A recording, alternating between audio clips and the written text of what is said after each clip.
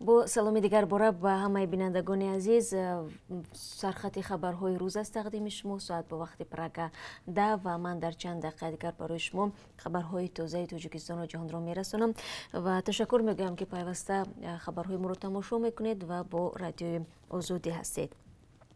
عبدالله اوریپوف نخست وزیر ازبکستان برای شرکت در جلسه کمیسیه بین حکومتی روز سه‌شنبه 29 سپتامبر به دوشنبه می آید. در جریان این سفر احتمال مسئله بازگشایی مرزهای تاجیکستان و ازبکستان بررسی شود.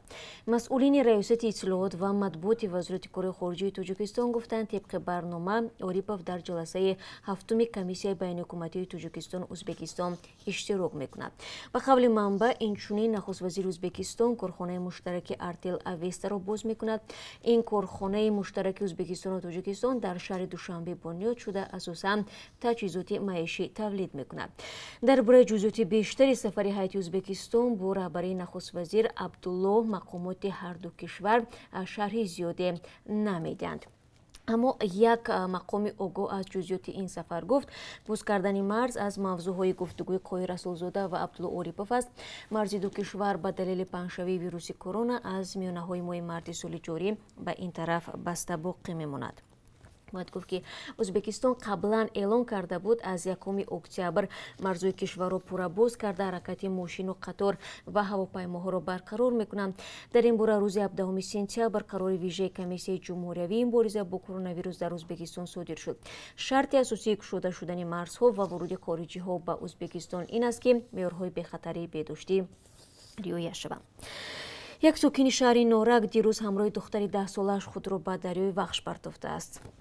جسد هر دو را بعد نیم ساعت از آب برآوردند. مقامات گفتند در شناسنامه‌ای که از جزودان این زن پیدا شده است نامناسبش قربان آی ظریف و ساکن 32 ساله نویه یاوان بوده است.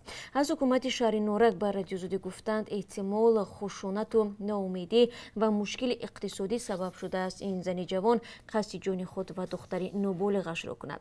از حکومت نویه یاوان میگویند جزئیات و سبب خودکشی را فعلا معلوم نکردند.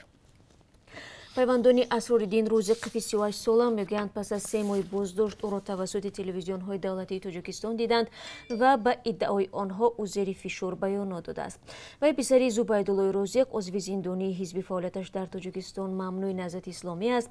روزقی خردی را ماه ایون امسال دستگیر کرده. نزدیکانش میگویند با وجود تلاش ها او را باری از نزدیک دیدن نتوانستند، اما در نیمه دوم ماه سپتامبر در فیلمی به گفته مقامات مستند خیانت ظاهر شده است.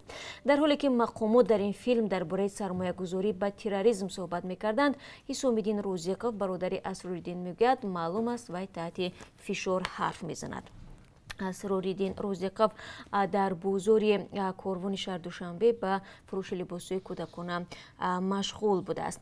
دوستان کل تاجیکستان میگوید او به اشتراک در فعالیت حزب‌های سیاسی اتحادیه‌های جمعیتی دینی که از جانب سود فعالیتش منع کرده شده است متهم میباشد.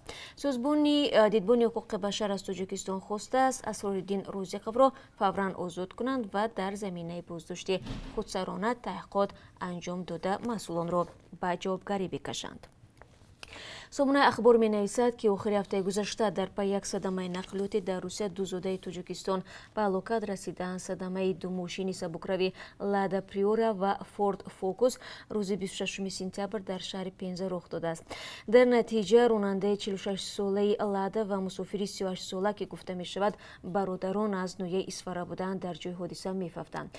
همه سال بیش از 1 میلیون از اهالی قابل کار تاجیکستان برای تامین زندگی خود به روسیه به مهاجرت کاری می روند و سالانه صدها مهاجر توجیک به علتهای گوناگون اساساً در صدمه‌ها و فلاکت‌ها در جای کار جان می‌دهند.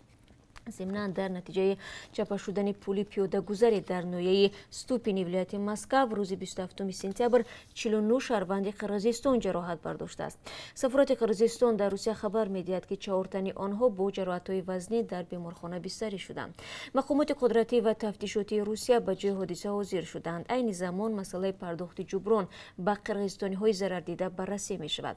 به اصلاح وزارت کارهای داخلی روسیه از ماه ینور تا یونیو سال جاری حدود 380,000 شهروند قرقیزستان در روسیه باعث مهاجر ثبت شده است. در مجموع شمار قرقیزستانی‌هایی که در روسیه به کار دائمی مشغول می‌باشند تقریباً به 700,000 می‌رسد. و در این قسمت صحبت بار دیگر به همه آنهایی که این لحظه ها از ما میپرسند که کی راه ها باز میشوند و پروازهای دائمی برقرار میگردند بین تاجیکستان و روسیه باید بگویم که فعلا خبری توضیحی در دست نداریم و درباره احتمال راه اندازی پروازهای نوی چارتری از روسیه به تاجیکستان ما با تفصیل در نوید بامدادی صحبت کردیم و شما میتوانید در این باره معلومات بیشتر رو از اونجا پیدا کنید. منصور جان عمرов معاون وزیر عدلیه و سردار ریاست زندانهای تاجیکستان گفت از بیماری کووید 19 تبابت یافته است و هفته آینده به کار برمیگردد. او از میانه های ماه اوگوست اکنون 2 بار در بیمارخانه بستری شده بود. سبب بیماریش را برخی التهاب شش و برخی دیگر کرونا ویروس مینامیدند. منصور جان عمرов روز 27 سپتامبر در صحبت تلفنی با رادیو آزادی گفت تشخیص نشان داد که او گرفتار کرونا ویروس بوده است. چند نفر مقامدار تاجیک نیز در ماه‌های گذشته به این بیماری گرفتار شده بودند و چند چهره شناخته در تاجیکستان از این بیماری از دنیا درگذشتند. و وزارت تندرستی روز 26 سپتامبر گفت شماره عمومی جانباختگان از بیماری همگیر در کشور به 75 نفر رسیده است. همچنین 43 مورد نوی سیرت کووید 19 به ساکنان ثبت شده است.